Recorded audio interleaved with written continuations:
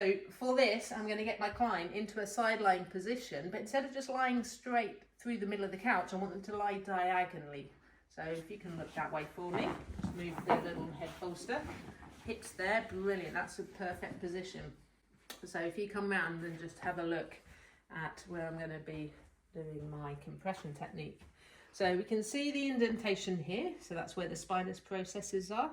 And then this nice chunky muscle here is part of the erector spinae group. So as I say, I've already warmed this area up. To get into the QL, I come over erector spinae, and as you come around the corner, can you see that you can sink in and over, sink into that area? So I'm going to do that with two hands. So I'm going to come in and over and press, okay? Now what I'm doing by pressing is a compression technique, but I'm going to make this into a soft tissue release technique. So my client has their arm down. I want them to bring this leg up towards the body. Okay, so that's just putting this in a slightly shorter position. STR, as I've explained on other videos, we shorten, we put a lock in, and then we lengthen from that part. So that's the same thing. I'm going to put a lock in, and my client's going to lengthen. Now we call it a Superman because he will end up flying off the couch. Hopefully not too far. Okay.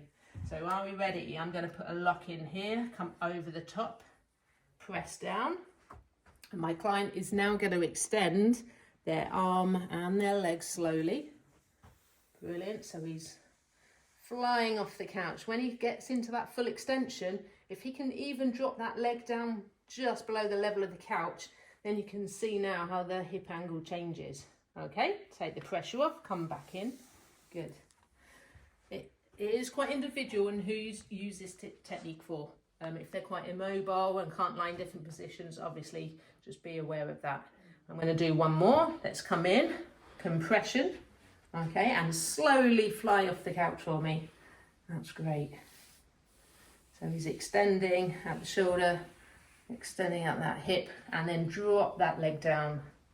Brilliant. And relax there for me. So it is quite a deep technique. Please combine that with a really thorough warm-up, but it really gets into that QL muscle.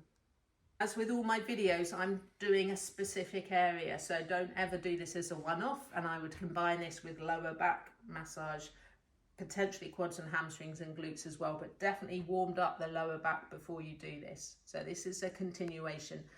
If you haven't seen the lumbar massage, go and have a look at that. It's a really good video and some great techniques.